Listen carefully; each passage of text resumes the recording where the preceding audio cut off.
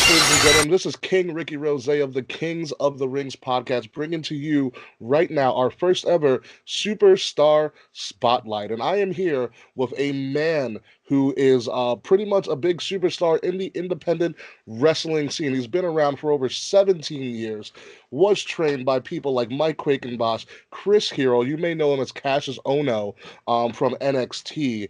He has held numerous titles. Let's read some of these accomplishments here. CZW heavyweight champion one time, two-time CZW tag team champion with two different partners. IWA Mid South champion, former IWA Mid South tag team champion with two different partners. Again, AAW heavyweight champion two times, AAW tag team champion, and probably most importantly to him, the first ever Chikara Grand Champion with over 14 title defenses, a 2.5 year reign. Ladies and gentlemen, he has worked in different organizations such as Chikara, Ring of Honor, TNA, Impact, PWG, CZW, IWA Mid South, Jersey All Pro, and most recently, what we're going to get into towards the end of this is Evolve. Ladies and gentlemen, he is called King. He is the Mad King. Sometimes he's been called the King of Diamonds, but we're going to go to him right now as Eddie Kingston. Eddie, how are you today? Hey man, what's up, brother? That was a long introduction. I appreciate it. I forgot half that stuff you said. Well, yeah, the laundry list speaks kind of for itself. Not to mention, you are ranked in 2018's PWI Top 500 at number 279 in the So I'm world. still after all these years. I'm still in. Well, yeah, in 2013 you were 168, but now you are 279. I know it happens. We All live right. for. It happens. You're still there. It's all that matters after all these years, which is crazy. All right, so Eddie, tell me something right now. You grew up in Yonkers, New York. So, what was it like growing up in Yonkers in the 80s and the 90s? Well, originally I was born in the Bronx, University Avenue in the Mhm. Bronx. I was there till I was 8 years old. I think eight or whatever, second grade. And then we moved to Yonkers because we got robbed. My family's apartment got robbed. And Yeah, then we moved to Yonkers. Not growing up in New York in general in the 80s and where I lived in Yonkers is basically right near the Bronx. If I take a step a certain way, I'm officially in the Bronx near Woodlawn. But gotcha. growing up in the 80s, man, like New York in the 80s and early 90s before Giuliani got in, it wasn't as nice as it is now. You know, there weren't a lot of people down hanging out down at Times Square wanting to come to New York because of the gangs and the violence and stuff like that. Then Giuliani came in and went after everybody and cleaned it up. So it was definitely a different time. Gotcha. Did that have an influence on why you went into wrestling? Uh it didn't have living in New York. I try to tell people being a New Yorker is like something that's in you forever. It's not Hmm. better than anybody. Some people think that we think that, but that's opposite. It's just something inside you, the way you're brought up there, just being part of it. Like New York never leaves you. So I guess you could say some of it affected me with wrestling, but you know, what I mean, the only reason why I got into wrestling was because I was a hyper kid, and my mother couldn't. My my beautiful Puerto Rican mother couldn't keep me quiet. So the only way she could keep me not running around the house like a madman was putting on wrestling tapes. Gotcha. I tell So, her I got lucky because she didn't know the difference between WWF and WCW or NWA or anything Memphis. Like I remember one time she bought a tape. It was Memphis, like Mad Men and Bloodiest Fights or something, and she just put it in to keep me quiet. So like, I got the chance to see a lot of wrestling just because she would rent tapes and just put it in. It didn't matter what it was, as long as it said pro wrestling on it, she got it. it's really interesting to hear about wrestling as the thing that kept you calm. Yeah, yeah. Well, I'm a whack job. I never told anybody I was right in the head. You know what I mean? Yeah, it happens to everybody. It might be the New Yorker in you, to be honest. Growing up and being Irish and Puerto Rican wasn't really looked on favorably. You know, mix, but not the norm like it is today. Gotcha, gotcha. So when did you? I mean, you watch a lot of wrestling tapes. It kind of kept you calm, but when did you realize yourself that this is what you wanted to do? And we moved to Yonkers. We finally got legal cable. Legal cable. I was gonna get mad if I said that, but it's true. We got cable, and I put on ESPN, and I saw Hot Stuff Eddie Gilbert, which I know a lot of people don't know. And I wish they did know. If you just type him in on YouTube or something, you'll find great stuff with him. But Hot Stuff Eddie Gilbert was the first guy that I was like, oh man, I want to do this. Just Hmm. he like controlled the crowd and got the crowd to hate him, and just his whole act was just something that I fell in love with. You know what I mean? Like I loved Hogan and Savage and all those guys and Flair and Dusty Rhodes and Tully Blanchard, and I can go on and on. But Eddie Gilbert, Hot Stuff Eddie Gilbert, was the first guy that made me go, okay, I want to do this. Okay, and so you started to do this.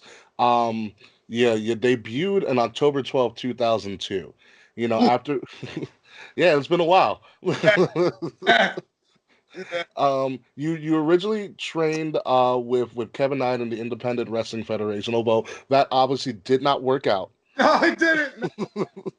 Me, Jigsaw, my old partner, Blackjack, and Jolly Roger, and a couple other friends of ours were there, and we all got kicked out. Yeah, it didn't. So then you found your way over somehow to the Chikara Wrestling Factory, and you were part of that second class in Chikara, where you were trained by Lightning Mike Quakenboss and also Chris Hero, also known as Cassius Ono. So Chikara is kind of one of these things that some people know about. Some people don't know about, but in my opinion, a lot of people should know about because Chikara, from what I've from my quick research, Chikara was kind of NXT before NXT. Yeah, he was, you know what I mean? He was bringing in a lot of guys and to help us out because we were all green. So we had to Yeah, get top indie guys to help us out. And then, you know what I mean? He got Chris Hero to come in and train us. And then Hero, with his connections, got other guys to come in and help us out. And we were able to get Skida, who's probably like the greatest luchador trainer in the world. Like, mm, when I go up to Pentagon and Phoenix and tell them, "Hey, I was trained by Skida," they go like, "Oh, us too." Like a lot of the yeah, guys were trained by Skida as well. So, it's like a little bond you have with certain guys when you're like, "Yeah, Skida trained us too." So Skida came in, trained us all for about 2.5, almost 3 years, and then yeah, Claudio, Cassius no Claudio, uh, yeah, not Cassius no, I'm sorry, Antonio Cesaro. yeah. You can call him Claudio. Yeah, Claudio. Yeah, he came in and like he picked things up right away. So we had him there, call out a lot of guys, and it was a fun time to be around there because Chikara was growing and starting to get noticed. Yeah, and then to you, a couple of years down the road, like Chikara is a big part of your history, probably one of your more important brands that you have ever been on. So I'm gonna rattle off a date to you right now. November 13th, 2011. Do you remember that date? Yeah, of course I do. That was Chikara's first pay-per-view, Yeah. and it was my trainer Mike Quackenbush, and it was for the to crown the first ever grand champion, and it was the finals of the 12 large tournament, which was named after Larry Sweeney, who Yes. unfortunately passed away, I believe that year of suicide. So it touched all of us. So that's why we named it after him, and that's why I cried like a baby at the end of the match. I was watching that match. I watched the promo leading into that match. Yeah, Um, I so watched the match. we had to cut out 5 times because Brian Remsburg, the referee, was filming it. So Yeah. we would break down crying, and then we would go, okay, okay, okay, we gotta get this. We got we gotta finish the fifth time we're doing this. So Yeah, yeah, go ahead. that was a rough one. That was a rough Yeah. one. No, I listened to the promo, and like your promo game alone is so strong. It's so real. There you can tell when you're listening to you cut a promo, not just for the Chikara Grand Championship, but for anything. Your promos against ACH, your promos against Ethan Page. There is such a realm of realness that you listen to it, and you could put on the worst match ever, but people are gonna watch it because you are putting your all into that promo. So I want to go back to that Chikara Grand Championship match. I'm watching this match. You have Jigsaw in the corner of Lightning McQuakenbosh, you Yeah. have a personal idol of yours, Tommy Dreamer, The in guy who got your wrestling. The guy who got yeah, me. Yeah. you got Tommy Dreamer in your corner, one of your idols in your corner. Surrounding the ring is the entire Chikara roster. Okay, including the likes of some people known as the Young Bucks and Colt Cabana, Yeah. as well. Um, you put on a technical masterpiece, and Thank not you. only are you doing that, you're doing that against somebody that trained you. Mhm. So you got student versus teacher vibes going on right now. Not only do you win, you get the title handed to you by Larry Sweeney's family. Not only do you get the title handed to you by Larry Sweeney's family, your own idol, Tommy Dreamer, puts the belt around your waist. Yeah. Yeah. It was How is that reality? Because that's a movie. and all honesty, when I think back at it, like it kind of feels like a movie the way I remember it. You know what I mean? It was like because I Yeah. was living in the moment. It was almost like I'm watching myself outside of myself. Like it was a great honor. To be honest with you, like that word just kind of fits it. It was an honor, and then after the match, being with all the boys and everybody who knew Larry Sweeney and everybody who was there who knew me for so many years, like just being backstage with them afterwards was just as surreal. Like I didn't know what to do. You know what I mean? It was just Yeah. so And by the way, you did the whole match with a partially torn MCL. yeah, yeah. That was a lot of yeah. Which your trainer made sure he worked the mess out of. Oh, of course. So I want to go back to some of your trainers. I mean, you've worked with the likes of Chris Hero, Claudio, Daniel Bryan, Kevin Steen, Samoa Joe, ACH, Jigsaw, Mike Rickenbach, Sammy Callahan, Austin Aries, Joey Ryan, that madman he is, Red Dragon, some people know him as Bobby Fish and Kyle O'Reilly, Bull Dempsey, Jeff Cobb, and some of these noticeable people that you worked with were also your trainers. So how is it that how do you deal with working with your people that trained you throughout all these different territories? Well, like me and Quackenbush, there was a respect level there, so getting in there with him was fine. Me and Chris Hero or Cassius Zone, I'm not calling him Cassius. I'm not calling, but Chris Hero, we just don't like each other. He trained, Okay. kind of went downhill. I want to be honest with you, we haven't liked each other in so many years. I don't remember what's the reason for it. Oh, it's one of those. Yeah. So, and he, you know what I mean? He could sit there and politic you and say, well, Eddie this, Eddie that, try to be a guy. He doesn't like me either. And you can tell by our matches the way we're like killing each other, taking a little bit of liberties here and there. Yeah, So, that AIW match was kind of nuts. yeah, I think we've had worse where we were beating each other up worse. So, Yes. So let's go into a couple of other promotions. You did ROH. You're in a lot of noticeable factions. The Wild Cards. You had the Flood for a while. A big one, Blackout, made its way to ROH. Outlaw Inc. was in our ROH. You kind of took over from Conan and LAX in Impact, well, and for a now good, you and now you're kind of signing with the OGs and everything, but also you're a pretty well-established singles competitor. So you have these factions, these tag team success, the single success. Which one do you prefer more? well, I love teaming up with Homicide. I consider Homicide like my third trainer, but my mentor as well because he took me under his wing. So Hmm.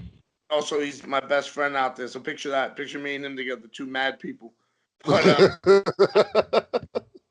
I enjoy teaming up with him because we just have the same attitude of when we go into matches. You know what I mean? We'll try to wrestle, but 9 out of 10, well, 10 out of 10 times it's going to turn into a fight where we're fish hooking and gouging eyes and stuff like that. Because we're fighters. That's the way we are. You know what I mean? Like I'm not knocking any pro wrestler in particular, but I'm just Hmm. saying 95% of the people in the business now, especially on the independent scene, never fought a day in their life. Gotcha. So Yeah, and so that's what. Continue. stay mental. I got you. So speaking of people in the industry and stuff, and the industry standard in and of itself, known as WWE. Now, a couple of years ago, in 2016, you had a tryout in the Performance Center. How did that go? How was being in the Performance Center and getting that tryout? It was dope, to be honest with you. Uh, to me, there's no way anybody could be out of shape there. I tell you that much. 6 rings, and then you got a personal trainer there, and you know what I mean. You got weights and all that stuff. I didn't get to see the film room, which I really wanted to see. You know what I mean? But no, it was fun, man. I could have done better. I'm my harshest critic. You know what I'm saying? Yeah.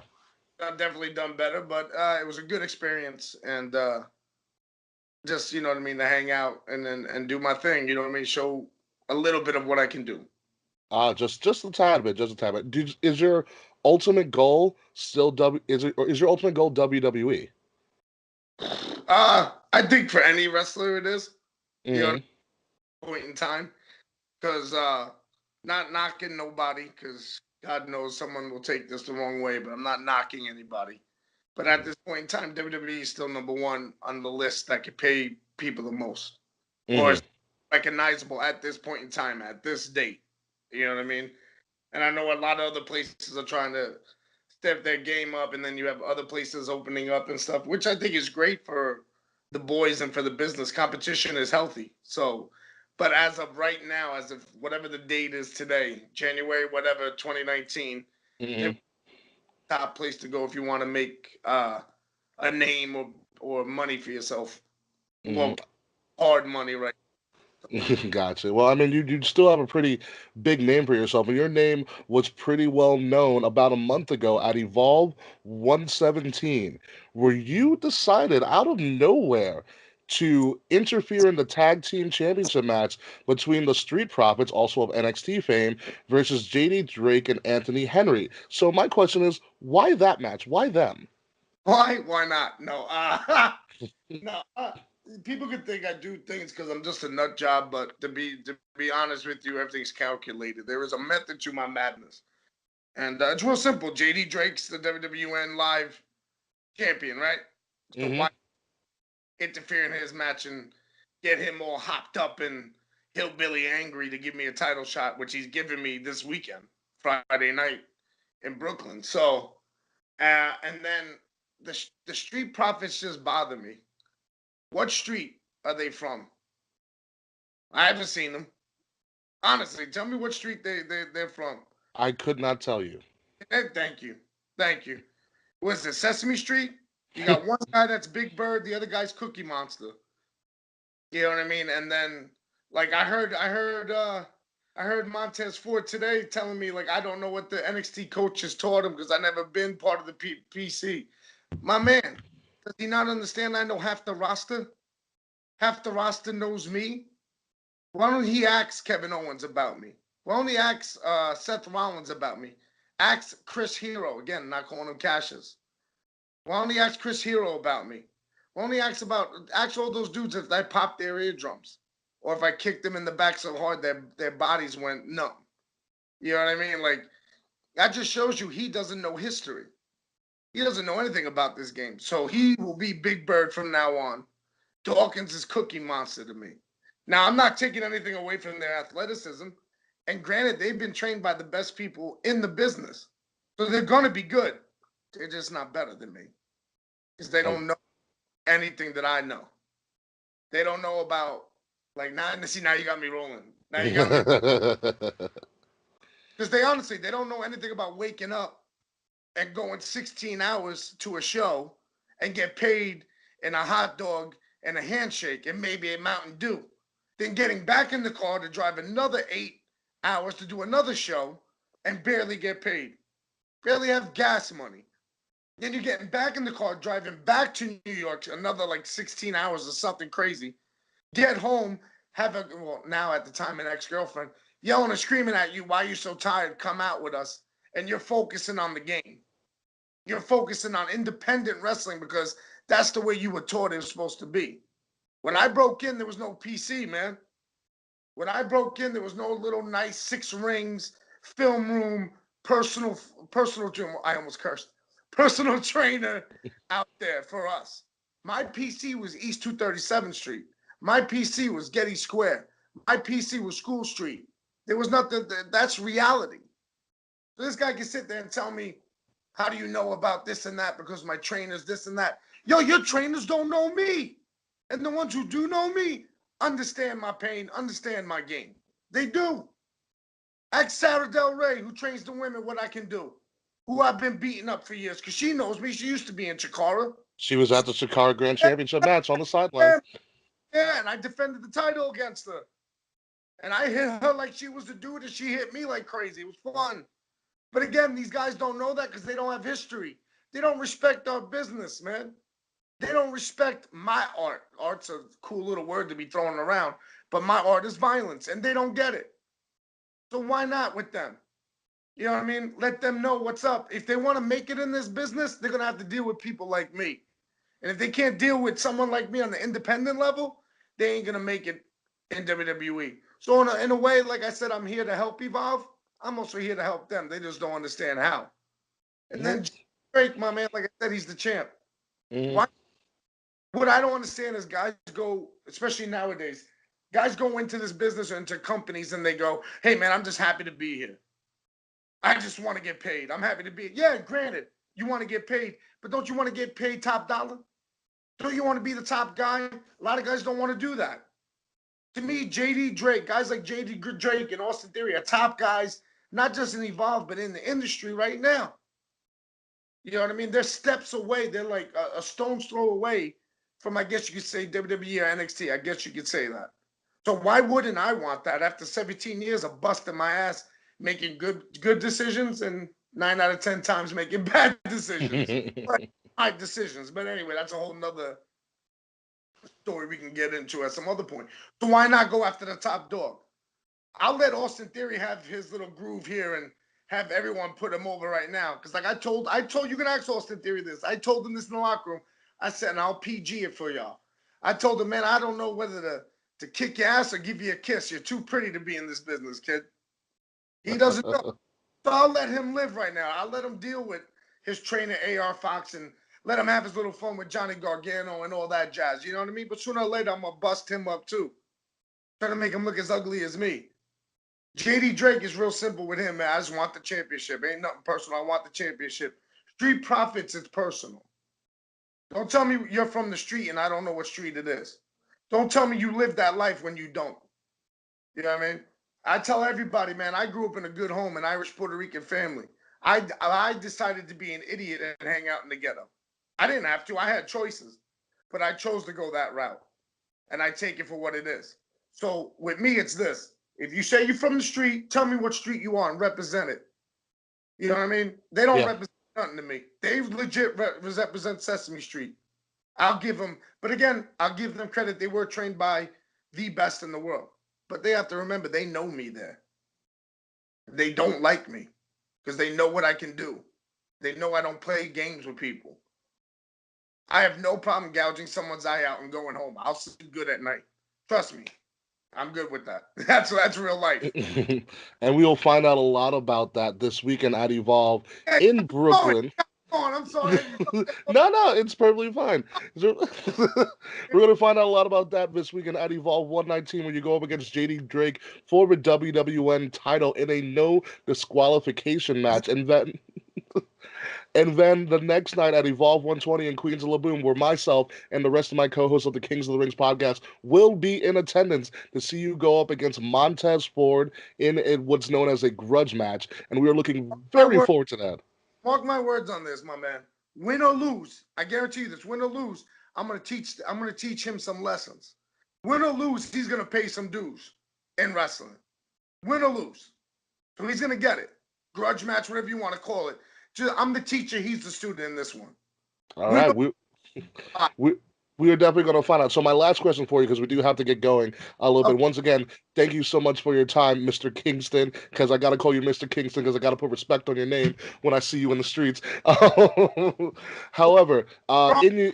Hey, what up, man? Stand up. So in your Evolve little mini documentary, you said that there's industry dudes and then there's non-industry dudes. And that wannabe industry. Yes, and that you are the shock that Evolve needs. So my question to you is, what are you going to bring to Evolve? I'm gonna bring what I bring everywhere. That's reality. You talk about my promos and how you can feel it, cause it's me. That's who I am 24 hours a day, 7 days a week. I got demons that I've tried to drown and I can't, so I just party with them. This is who I am. You know what I mean? I'm a manic depressive with extreme paranoia and I'm a violent person. You know what I mean? Waking up in the morning, I gotta pop a pill of Zoloft so I don't go freak out on people. So I can smile a little bit during the day. You know? Yeah, I Probably ain't nothing funny going on, but I gotta do it so I don't lose my mind and get locked up. You know, this is who I am. So when I say I'm bringing reality, I'm bringing the real. Everything you hear me say or do is what I either done in the street, done at home, or will do in the future. I don't say things that I can't do. So if I tell someone, hey, my man, I'm gonna break your nose, you know for sure I'm gonna try my best to break your nose. You know what I'm saying? Or if I say I'm yeah. gonna, or let's say I'm gonna do something nice, I'm gonna do something. I can't even think of a thing. I'm gonna do something nice, but I'll do it. This is who I am. So when I say I'm bringing a shot, I'm bringing a shot of reality. Because I'm not a wannabe industry dude. I'm not sitting here thinking to myself, oh man, Triple H and Vince McMahon are gonna see Eddie Kingston and that. I know what it is. I've been an outlaw. I've been unwanted in this business for years. I know what it is. Whether because of my attitude or my look, I know what it is. So I'm just gonna be me. I can't change. So why not just be me? But then I look at the locker room and I see industry dudes, the NXT guys coming in. Good for them. Rock and roll, get some experience, but don't think it's gonna be easy and sweet. And the reason why they're thinking it's easy and sweet is because you have these wannabe dudes in that locker room, the wannabe industry dudes, taking it easy on them. Why y'all gotta be wannabe industry? Wait till you are industry, but until then, be yourself. They won't do it because they sell their souls out. Not me, man. If you know what I mean. After this world, after this life, I'm going where I'm going because of my own volition, not because of somebody else or I changed up. People take it as it is, man. I don't care if people cheer or boo. Just know I'm gonna hurt people, and they can try and hurt me, but I'm still here at 17 years. That's true. 70 years, still going strong. Like my boys, the very few friends I have bust my chops on it when I say relevant, but it's true. 17 years is still relevant. It's not an ego thing. It's a fact. 70 People, years. yeah, people bring me in. Like I said, like Brody and Abby, they bring me in to pop the houses, man. 17 years still strong and still one of the realest people you will ever meet in the wrestling scene. Ladies and gentlemen, this has been the Mad King, Eddie Kingston. Sir, thank you so much for your time. I'll be looking forward to seeing you very, very soon this weekend at Evolve 120 at Laboom. Get all the New York there. You know what I mean? Get all the Bronx, Brooklyn, Queens, Harlem. Get all the boroughs there. Get Yonkers there, man. Let's do it. Let's fill that place up, man. So you I can see got you. dudes' asses, man. I got you. I'll be coming from Long Island, so it's close enough for me. I feel it. Awesome, man. Eddie, thank you so much for your time. I appreciate it. When the links come up, I'll definitely shoot you an email or something with all the links Cool, and cool. everything, and then we'll get going. If you have some time this weekend, I don't know if you will or not. I'd love to meet up with you. Maybe just shoot a shit, shake your hand, whatever's possible. Definitely. What show is it you're going to? The One Queens? 120 at Laboom, yeah, Ah, La Boom. There, it's Queens, right? yeah. I don't know the address. As long as you say Queens, I'm good. Yeah, we'll definitely meet up in Queens. All right, man. Sounds good. My man, you have a good rest of your night. Thank you so much.